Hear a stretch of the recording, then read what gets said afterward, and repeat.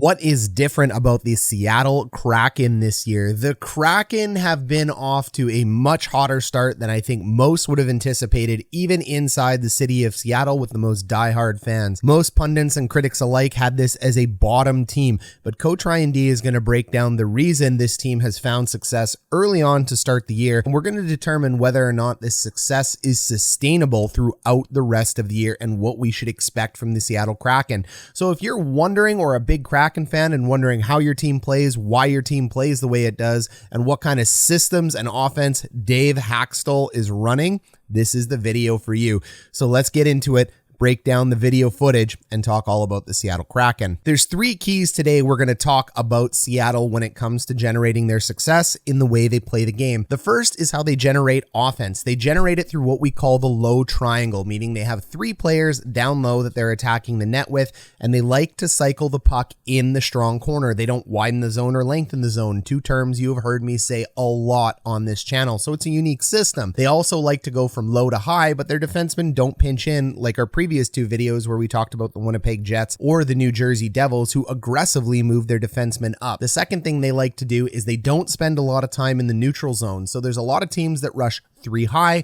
The Seattle Kraken rush three high as well too, and we'll show you what that means as well, except they just don't spend a ton of time in the zone. They're not actually trying to carry the zone most of the time. They're just trying to tip it in and forecheck. And finally, in their D zone, they have what's called protect the middle. It's a low, tight D zone where they collapse and try to take away those lengthening and widening passes from more talented teams, and it works as long as you got the goaltending. So taking a look at their low triangle, I want you guys to go down below and smash that link. That link down below is for Coach Jack Hahn. He's an AHL, NHL coach. He has broken down all 32 teams, their tendencies and their tactics. So if you're a big hockey nerd like me, that book is down below, but we're going to use it to dissect the Seattle Kraken play right now. So the low triangle is really simple. They're going to go ahead and create a triangle such as this down low, which is called the down low cycle. That really just means you're going to leave the puck in the corner, and you're really looking to exploit opportunities to get that puck into the low slot or generate offense down from here and kick out wide. This is a very safe way to play, and what it avoids is it avoids turnovers that lead to neutral zone breakaways or neutral zone trouble. The other thing they like to do is they like to move the puck from low to high, specifically on the right side using their right side point men. They do use their left side, of course, too, but that allows them to generate a shot on net and score goals from this area here. Popping over to the pragmatic example, what we see here is a battle for the puck, and we see our down low attack triangle right here. You've heard me say many times, we actually want to attack with four. I love attacking with four. It's what I want to do as a coach. I want to be hyper aggressive. Down over here behind my head, this is where I'd like to have a defenseman sneaking in to be able to add that fourth outlet, but this team doesn't really do that. And as they attack down low, you'll see the 2-on-2 puck support. You'll see them come in, be on the exact right side of the puck. It works out quite well. And then right away, what they're going to do is they're going to bump it high. So you can see as they make that turnover, they move it into the zone. And the first place they want to go is up high here, back to Big Rig Mr. Oleksiak. When that puck moves to the point, all you're looking for here is a quick shot on net. So Big Rig does some things good and he does some things really, really poorly at times. The opportunity that a defenseman has here is to either put a quick shot on net, which is what I would like to see him do, because this is where all the traffic is. You have 1, 2, 3 screens and 4 is coming in. The other thing you can do is lengthen and widen the zone, but this team doesn't do that often. That means he's going to go D to D here over to his partner, looking to change that angle, get it across the Royal Road and score a goal there. As you take a look at here from the puck going through there, there's so many opportunities here to bank this in, and that's what Dave Hakstol's trying to do. However, sometimes you got to let your players play. You've probably seen this play before and wondered why D move it this way. You actually want to move it across the length of the blue line really, really tight if you're going to make this play, but it's unfortunate because what ends up happening is Big Rig moves it at a poor angle, and it's that poor angle and not keeping it tight to the blue line that causes that turnover that you can see. It basically follows that yellow line exactly as so, and it causes a goal in the back of their net. It's examples like this of why I always feel just put your defenseman down low, get a little bit aggressive. If you're going to cause a turnover when you're pushing for a really good opportunity. Just don't take chances from the high point like that. However, that first example, not the greatest, but let's look at it being successful for the Kraken now. As they get in on the puck, you can see here's our down low triangle as well too. So you have our 3 players facing the direction you need them to face. They're going to have that attack with 3 mentality here. Weinberg's going to put a soft pass here into the middle just to see what happens, and it ends up banking off a bunch of players, getting wide and moving up to the point. Now, this isn't a purposeful play, but this is exactly what you want to do. Soon as the puck gets to the point, don't hesitate and wait and move it over to your partner. Just put it on net and use the ability. There are screens in front and places you're going to pick up junk goals. He puts a big slap shot in on net. It ends up hitting off of the Pittsburgh defender and it goes right in the back of the net. So we see one example where Alexiak doesn't execute on the system properly. We see a second sample where they do execute on the system properly and they generate a goal. Nothing special, nothing fancy. Play 3 down low, get to the point, get in front, bang in rebounds. This is really examples to say we don't have the talent of the Colorado Avalanche, but we're going to manufacture goals, and that's a great strategy by Hakstol, and it works well. Now, the second thing Seattle wants to do is rush 3 high. That means they want to go ahead and hit all 3 of their guys along one parallel and enter the zone together. We saw the New Jersey Devils using this strategy very successfully. The difference between the Kraken, the Devils, the Colorado Avalanche, and teams that like to play like this is the fact that the Seattle Kraken don't have the same talent level that those teams do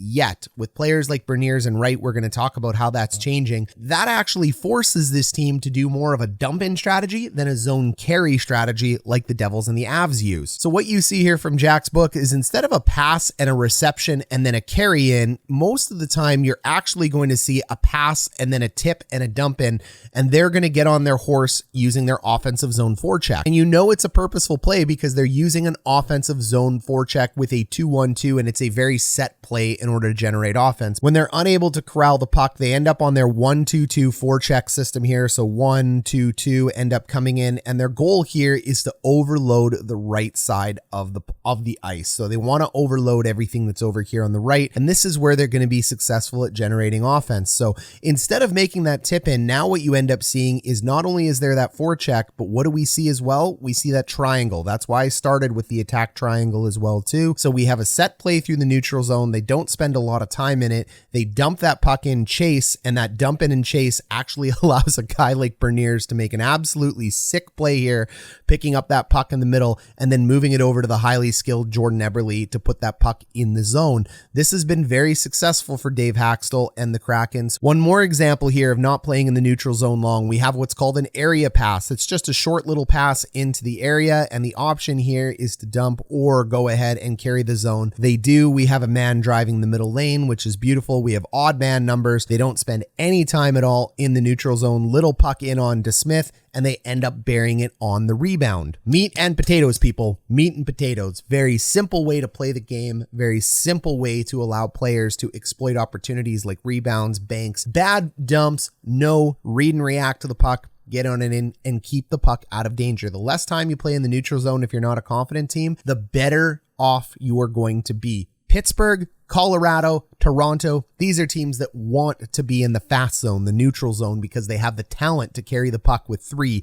4, sometimes 5 players through that zone at once and attack with numbers. A team like Seattle wants to get that puck into the offensive zone as quick as possible, which means there's no danger to be scored on, and they want to keep that puck down low to generate their chances, so they're not giving away pucks at the top near the point because they don't want to be back in the neutral zone and caught on their heels. The final thing we want to talk about Seattle, I call a low box. You can go ahead and you can call this a press to the middle. No matter what you're doing, you are trying to take away middle ice or center ice passes. So you're trying to take away the opportunity for teams to lengthen and widen the zone, whether it's behind the net or crossing through the middle. You're trying to limit those shots, allow your goalie to get a save or a face-off and reset off that draw. So what you can see here is by protecting those lanes down low, you're allowing a lot of puck support. What is puck support? Well, if the puck is right here and D1 is on it, F1 is within a couple feet of D1 in order to support. D2 is within a couple feet of F1.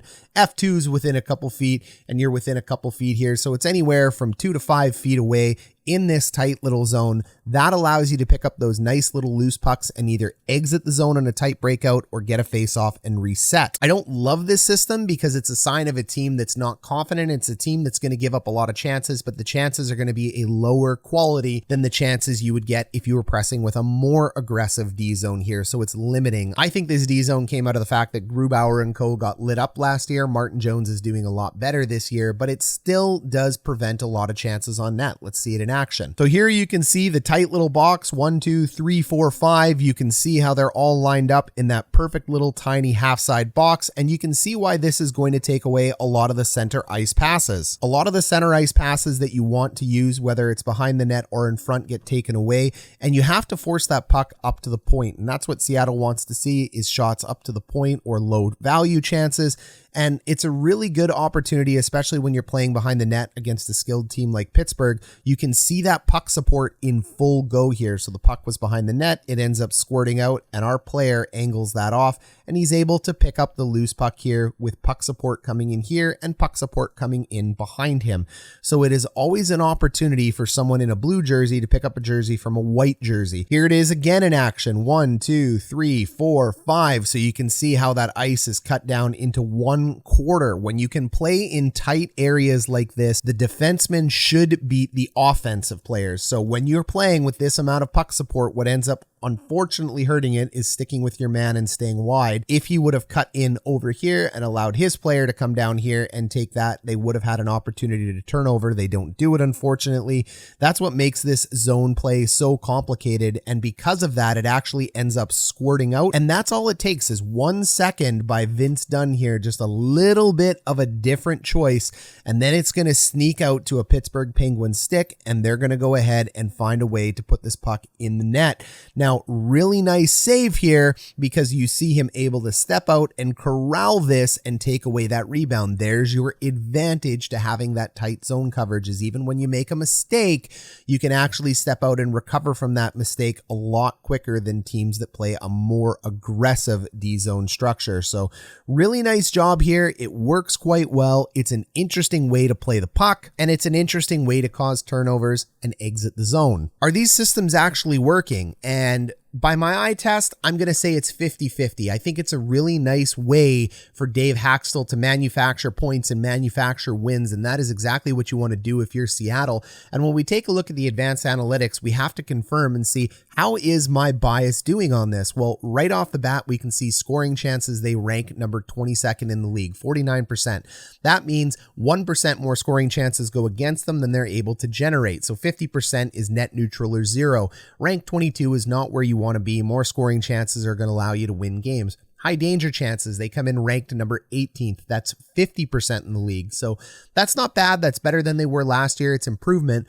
When we take a look at expected goals for, though, these are the amount of goals they should be scoring in the game. They're 2% better than what they should be, which is excellent. They rank number 11, right near the top 10. And goals for is really what matters. But if your scoring chances are down and your expected goals for are higher, that kind of signifies there's a little bit of overperformance going on here by Seattle, and they should regress to the mean at some point. Actual goals for is 57%, so they rank number 8. That's much higher than both those categories, actually all 3 of those categories: scoring chances, high dangers for, expected goals for. So again, that tells me there should be some regression coming. And then when we take a look at overall Corsi, this is the amount of shots generated one way versus those coming back at you, 51% and rank 9, but you've heard me talk about it over and over again. We're looking for those high quality chances. So then we have to ask the final question: why is it working this year for Seattle when it wasn't working last year? Seattle hasn't changed much in terms of their offensive structure or their defensive structure from last year, but they are finding better success regardless of what the stats are saying. And number one, it's better goaltending. Martin Jones, he has been playing much better than Grubauer did last year. Grubauer's moved over to the LTIR. It's unfortunate. You pay a lot of money for guys like him, Jack Campbell, Matt Murray. There's examples of it all over the league, and they just end up faltering out. But you're getting better goaltending from Martin Jones, which is a real positive, and that's excellent, because when we move over to Hockey Viz, what you see here is the Seattle defensive game is amazing. It's ice cold. Your defensemen, again, year after year, so 2 years in, year after year, they have now put up some of the best D-zone numbers on Hockey Viz possible. But unfortunately, the goaltending at times does let in more goals than you'd like them to. But Martin Jones has been the answer here for Seattle, keeping them in games. Talent is also helping this team right now. Matty Beniers and Andre Burakovsky coming in, adding to the talented players like Jaden Schwartz, Jordan Eberle, Donskoy, and others on this team really gives this team a much more rounded out, better top 6 and better top 9. Matty Beniers is absolutely the future of this team. He's one of the best, maybe one of the better young centers in the league right now. He's going to compete for Rookie of the Year with guys like Cole Perfetti, but he's already playing a very important role for Seattle, and we saw that pass that he made over to Jordan Eberle. It was just absolutely sick. Adding that amount of talent into the team is always going to help, and Shane Wright will also join this team with talent in the coming years. Yes, he's here right now, but when I say join, I mean he'll become a very big impact player for this team. He's only a rookie right now. I think it's correct for him to stay with the team. I always think you want to practice and play with the best when you have the opportunity to do so. So I see nothing wrong with him staying up with Seattle right now. And then when we take a look at the center depth, Weinberg, Beniers, Gordon, Geekie, that's one of the best down the middle, or at least deepest down the middle groups in the NHL today. Don't undersell the impact that Morgan Geekie is having on this team right now, regardless of whether or not he's on the bottom 6. He has been a huge impact player for this team. Okay, team, remember, if you made it to the end, thumbs up, notification bell on, subscribe, join us. You can reach out to Coach Ryan D over there in the Discord. And I want you to go over there and check out some of these other videos as well, too, if you really like this breakdown where we talk about the Winnipeg Jets systems and why it's working. And we talk about the fact that the New Jersey Devils are absolutely a Stanley Cup threat this year. And we break down, just like we did in this video, why they're a Stanley Cup threat right now. So hockey nerds, check the link down below. Go buy Coach Jack Hahn's book and check out my other 2 videos right now.